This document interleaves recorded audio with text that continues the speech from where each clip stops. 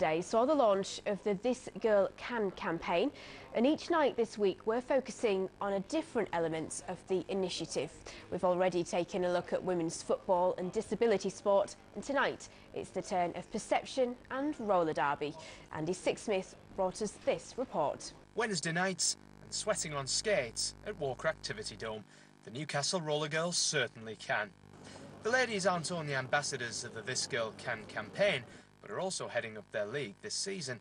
And while their sport is as much about grace as it is about hard hits, Captain Antonia Lister, aka Penny Bazaar, believes it's accessible to all, despite what many's perception of it may be.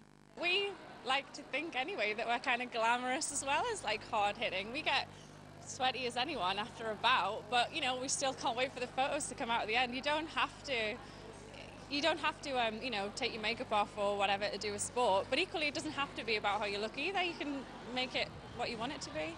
I'm someone who got into sport quite late. I wasn't really sporty at school, and now sport is a really huge part of my life, and I love that we can share that with people.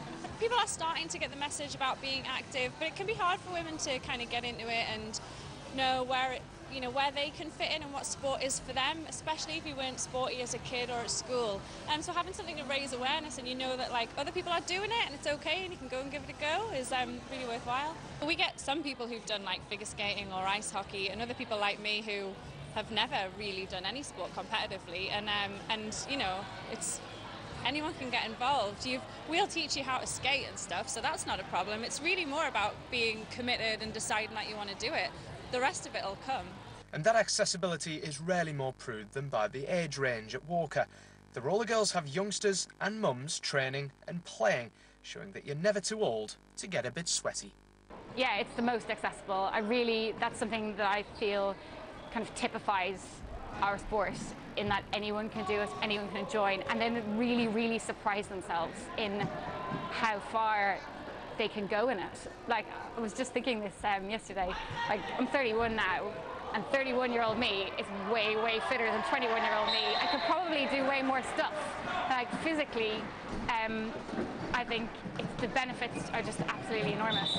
With regards to roller derby and the perception of looking sweaty and, you know, and heavy hitting, yes, at times it will look sweaty, but that's part of the fun. You know, what people find strange is for games, we tend to dress up. We'll put our makeup on, we'll put our lipstick on, and that's part of the roller derby ethos. You know, having a bit of fun and having the femininity within the sport as well. You know, yes, it is hard hitting. You know, people liken it to rugby on skates. It's fast, it's furious, but there's also that very feminine side that's still there with the sport. And just to make it easy for people, you know, to raise awareness that people can do it. There's literally nothing stopping you.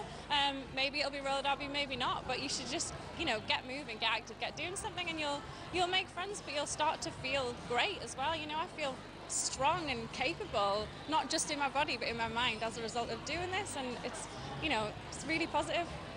And roller derby isn't the only hard-hitting sport out there for women to get involved in.